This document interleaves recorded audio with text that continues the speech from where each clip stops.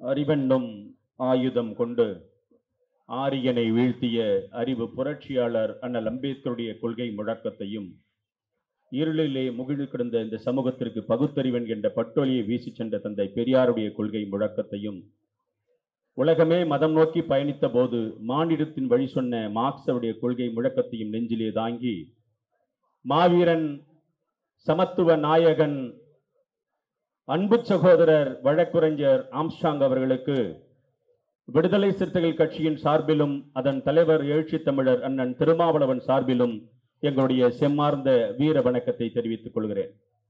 Marks அவர்கள் ஒரு செய்தியை சொல்லுவார். ஒருவருடைய மரணம் இரண்டு விதமாக பார்க்கப்படும்.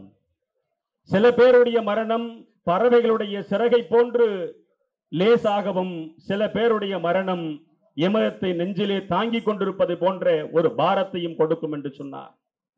இன்று தமிழகம் அல்ல, இந்தியாவிலே இருக்கின்ற அத்துணை பகுஜன் தோழர்களுக்கும் தலித் தோழர்களுக்கும் இமயத்தை நெஞ்சிலே தாங்கிக் கொண்டிருக்கின்ற போது ஒரு மாபெரும் அழுத்தத்தை நாம் பெற்றிருக்கிறோம்.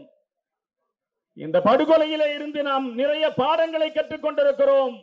ஆனால் அந்த பாடங்களை கற்றுக்கொள்வதற்கு நாம் கொடுத்திருக்கின்ற விலை மிக மோசமான விலை என்பதை உங்கள் மத்தியிலே நான் சொல்லிக்கொள்ள கடமைப்பட்டிருக்கிறேன். தோழர்களே, இந்த குடும்பம் எடுக்கின்ற, இந்த கட்சி எடுக்கின்ற முடிவுக்கு நாங்கள் கட்டுப்பட்டு நடப்போம் என்று சொல்லி, மீண்டும் ஒரு முறை அன்பு தோழர், நான் ஒரு செய்தியை மட்டும் சொல்ல கடமைப்பட்டிருக்கிறேன். அந்த காலத்திலே புரட்சி பாரதம் கட்சிக்கு பெரிய வசதி வாய்ப்புகள் இருக்காது. 2001ஆம் ஆண்டு நம்முடைய அருமை அண்ணன் மூர்த்தியார் அவர்கள் சீரங்கி அரங்கத்திலே நடைபெற்ற ஒரு மாபெரும் மாநாட்டை நடத்தினார். அந்த மாநாட்டின் செலவை ஒற்றை நபராக இருந்து பார்த்த அண்ணன் ஆம்ஸ்ட்ராங் என்று சொல்வதிலே நான் மிகுந்த மகிழ்ச்சி அடைகிறேன். அன்றிலே இருந்து எனக்கும் அவருக்கும் உறவு இருக்கும், 89 இருந்து உறவு இருக்கும். ஆனாலும் நாம் நெருங்கி இருந்ததில்லை. கடைசியாக இந்த 2 ஆண்டு காலமாக என்னோடு தொடர்ந்து பயணித்துக் கொண்டிருந்தார். தனியாக என்னோடு வருகின்ற பொழுது நான் சொன்னேன், நீங்கள் இப்படி பயணிப்பது சரியில்லை என்று சொன்னேன். கடைசியாக குழந்தை பிறந்த நாளிலே என்னை அழைத்து அன்பு சகோதரி பொற்குடியிடத்திலே சொல்லி, இவர் எனக்கு அண்ணன், என்னுடைய துணையாரை கேட்டு இவர் உங்களுக்கு அண்ணியார் என்று சொன்னார். அந்த நினைவை இன்னும் மறக்கவில்லை. குடும்பத்தோடும் கட்சியோடும் நாங்கள் உங்களுக்கு இருப்போம் என்று சொல்லி, ஜெய் பீம் என்று சொல்லி மீண்டும் ஒரு முறை என்னுடைய செம்மார்ந்த வீர வணக்கத்தை சொல்லி விடைபெறுகிறேன். ஜெய் பீம், ஜெய் பீம் சொல்லுங்க. ஜெய் பீம். புரட்சியாளர்கள் வரிசையிலே டாக்டர் பூவை மூர்த்தியார் மறைந்த பொழுது எப்படி சொல்லன்னா துயரத்துக்கு ஆளாகி இருந்தோமோ, அதைவிட ஒரு பெரிய கொடுமை இன்றைக்கு அண்ணன் ஆம்ஸ்ட்ராங்குடைய மறைவு. ஆங்கிலத்தில் சொல்லுவார் கெலாமிட்டி என்று சொல்லுவார்கள், பேரிழப்பு. இந்த இழப்பு என்பது ஈடு செய்ய முடியாத ஒரு இழப்பு. அவருடைய செயல்பாடுகள் அனைத்தையும் உற்று நோக்கும் நாங்கள் நிச்சயமாக இப்படி ஒரு தலைவன் பிறப்பதற்கு வாய்ப்பில்லை இந்திய மண்ணிலே. குறிப்பாக இன்றைக்கு நாங்கள் ஊடகத்திலே பார்த்து கொண்டிருந்தோம், மேற்கு ஆப்பிரிக்காவிலே வீர வணக்கம் செலுத்துகின்ற ஒரு நிகழ்வை இன்றைக்கு நாங்கள் பார்த்து பெருமிதம் அடைந்தோர். அப்பேற்பட்ட ஒரு தலைவனை இழந்து தவிக்கின்ற அனைவருக்கும் என்னுடைய பணிவான வீர வணக்கத்தை செலுத்தி விடைபெறுகிறேன். ஜெய் பீம். அன்பார்ந்த என் பகுஜன் சமாஜ் கட்சி உறவுகளே, ஒரே ஒரு வார்த்தையை மட்டும் சொல்லி நன்றி உரையை நான் முடிச்சிடுறேன். தேசியத்திலிருந்து வருகை புரிந்திருக்கின்ற நம்முடைய தேசிய ஒருங்கிணைப்பாளர் ஐயா அசோக் சித்தார்த்தி அவர்களுக்கும், தேசிய ஒருங்கிணைப்பாளர் ஐயா கோபிநாத் ஐயா அவர்களுக்கும், மற்றும் தமிழகத்தினுடைய மாநில பொறுப்பாளர்களுக்கும் மாவட்ட பொறுப்பாளர்களுக்கும், தொடர்ந்து போராட்ட களத்திலே போராடி கொண்டிருக்கின்ற அத்தனை தலித் அமைப்புகளுக்கும் அரசியல் பிரமுகர்களுக்கும் எங்களுடைய பகுஜன் சமாஜ் கட்சி சார்பாக ஜெய்பீம் கலந்த நன்றியை தெரிவித்துக் கொண்டு, குறிப்பாக நம்முடைய அண்ணன் ரஞ்சித்தன் அவர்களுக்கு எங்கள் பகுஜன் சமாஜ் கட்சியின் சார்பாகவும் தமிழகத்தில் இருக்கின்ற இளைஞர் பட்டாளங்கள் சார்பாகவும் சென்னை எங்களுடையதென்று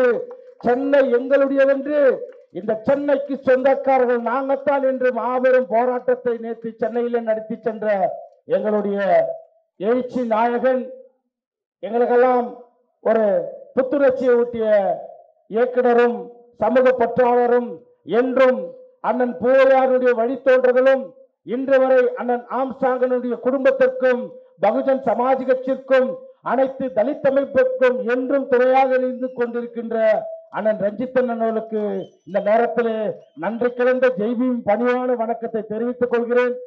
அதே போன்று உண்மையாக கடவுளே இருந்திருந்தாலும் சரி, இந்த கடவுள் கூட எங்களை திரும்பி பார்த்திருக்க மாட்டாங்க. ஏன்னா இந்த சமூக மக்கள் எதை செய்தாலும், அது எந்த நல்லது செய்தாலும் நாட்டு மக்களுக்கும் செய்கின்ற நன்மைகள் மக்களிடத்திலே போய் சேருவதில்லை. கிட்டத்தட்ட 17 ஆண்டு காலமாக ஆம்ஸ்ட்ராங் அண்ணன் பகுஜன் சமாஜ் கட்சியில் சேர்ந்து மக்களுக்கு பணியாற்றினார். அனைத்து சமூக மக்களுக்கும் பணியாற்றி மக்களுக்காகவே தன்னை தியாகம் செய்த அண்ணன் ஆம்ஸ்ட்ராங்கன் உயிரோடு இருக்கின்ற போது எந்த பத்திரிகையோ எந்த டிவியோ எந்த விளம்பரமோ இல்லாமல் இருந்தது. ஆனால் அண்ணன் இறந்த பிறகு இன்று வெளிநாடு வரைக்கும் சென்று சேர்ந்திருப்பது யாரால் என்று சொன்னால் இந்த பத்திரிகையாளர்களுக்கு தான். எங்களை படைத்த கடவுள் கூட இதை கொண்டு போய் சேர்ந்திருக்க மாட்டாரு. ஆகவே பத்திரிகைத்துறைக்கு அத்தனை பத்திரிகையாளர்களுக்கும் என் பகுஜன் சமாஜ் கட்சியின் சார்பாகவும் எங்களுடைய குடும்பத்தின் சார்பாகவும் மனமார்ந்த நன்றியை தெரிவித்துக் கொள்கிறோம். ஆகவே இந்த போராட்ட களம் இன்றோடு முடிப்போறுவதில்லை. பத்திரிகை நண்பர்களே, இப்போதுதான் ஆரம்பமாகி இருக்கிறது தமிழக அரசுக்கு. அது ரஞ்சித்தன் மூலமாகவும் தலித் அமைப்புகள் மூலமாகவும் நேற்று முதல் ஆரம்பமாகிவிட்டது. அதற்கு உதாரணம் அண்ணனுடைய இறுதி சடங்கும் இங்கே நடந்து கொண்ட இந்த நிகழ்வும் தான். இந்த நிகழ்வுக்கு நாங்கள் அனுமதி வாங்குகின்ற போது எவ்வளவு கஷ்டப்பட்ட இந்த அரசு கிட்ட என்பது எங்களுக்கு அந்த கொடுமையெல்லாம் சொல்ல முடியாது. ஆகவே தமிழக அரசு ஏதோ நீங்க சாதாரண ஒரு தலித் இயக்கங்களை மிரட்டுவது போல எங்களை மிரட்டி கொண்டிருக்கிறீர்கள். இது பகுஜன் சமாஜ் பார்ட்டி. இந்த பகுஜன் சமாஜ் கட்சி என்ன செய்து கொண்டிருப்பது உங்களுடைய உளவுத்துறை சொல்லிக் கொண்டிருக்கும். ஆகவே நாங்கள் இந்த அரசை பார்த்து அஞ்சுவோர்களோ பயப்படுவர்களோ கிடையாது. இது ஏனப்படை. இந்த ஏனப்படை தேசிய முழுக்க இருக்கின்ற ஒரு ஏனப்படையை பெகன்குமாரி மாயாவதி அம்மா எங்களை வழிநடத்தி கொண்டிருக்கின்றார். ஆகவே தேசியத்திலிருந்து வருகின்ற எங்களுடைய அசோக் சித்தாஜி அவர்கள் மாபெரும் போராட்டத்தை சென்னையில் நடத்த வேண்டும் என்று சொல்லிவிட்டு போயிருக்கின்றார். அந்த போராட்டத்திற்கு அனைத்து தலித் அமைப்புகளும் குறிப்பாக புரட்சி பாரத கட்சி உண்மையான எங்களுடைய அண்ணன் ஜெகன்மூர்த்தியார் இந்த இடத்திலிருந்து கூறியிருக்கிறார். என்றும் புரட்சி பாரத பகுஜன் சமாஜ் கட்சிக்கு என்றும் உறுதுணையாக இருக்கும் என்று சொல்லியிருக்கிறார். அதே போன்று எங்களுடைய அண்ணன் ரஞ்சித்தனும் சொல்லியிருக்கின்றார். இது சும்மா சாம்பிள் தான். அவர் காட்டின தமிழ்நாட்டு சென்னையில சும்மா சாம்பிள் தான் காட்டியிருக்கிறார். ஆகவே அடுத்த போராட்டம் நீங்கள் அறிவித்தால் இதை விட மாபெரும் இளைஞர் பட்டாளத்தை நான் கூட்டி உங்களுடைய ஆர்ப்பாட்டத்தில் கலந்து கொண்டேன் என்று கூறிக்கிற ரஞ்சித்தனும் சொல்லியிருக்கின்றார். ஆகவே இன்று முதல் இந்த சென்னையுடைய பறையர் பட்டாளம், சென்னையுடைய பறையர் வாழ்ந்த கருப்பறினப்பட்ட சென்னை இன்று முதல் மீண்டும் அண்ணனுடைய ஆசை பிரகாரம் சென்னையை நாங்கள் யாருக்கும் விட்டு கொடுக்க மாட்டோம். அண்ணனுடைய எண்ணத்தை நிறைவேற்றுகிற வரைக்கும் இது யானைப்படை என்றும் ஓயாது ஓயாது ஓயாது என்று கூறி வாய்ப்பளித்த அத்தனை பேருக்கும் நன்றி கூறி விடைபெறுகிறேன். சகோதரா, அடிக்கடிக்கு சொல்லுவார் ஆம்ஸ்ட்ராங் அண்ணன், மூர்த்தி அண்ணன் அடிக்கடிக்கு சொல்லுவாரு, சகோதரா உன்னிடத்தில் ஒன்றுமில்லை இழப்பதற்கு, உன் உயிரை தவிர அந்த உயிர் உன் சமுதாயத்திற்காக நீ எழு என்று சொல்லுகிறார் எங்களுடைய அண்ணன் ஆம்ஸ்ட்ராங் அண்ணன். அவருடைய ஒவ்வொரு துளி ரத்தத்திற்கும் இந்த அரசு பதில் சொல்லியாக வேண்டும். ஒவ்வொரு சிந்திய ரத்தத்திற்கும் நாங்கள் போராடாமல் அவர்கள் தண்டனை பெற்றுக் கொடுக்காமல் ஓய மாட்டோம். இந்த ஏனைப்படை பலப்படும் பலப்படும் பலப்படும் என்று கூறி வாய்ப்பளித்த அத்தனை பேருக்கும் நன்றி கூறி விடைபெறுகிறேன். நன்றி. ஜெய்பீம்.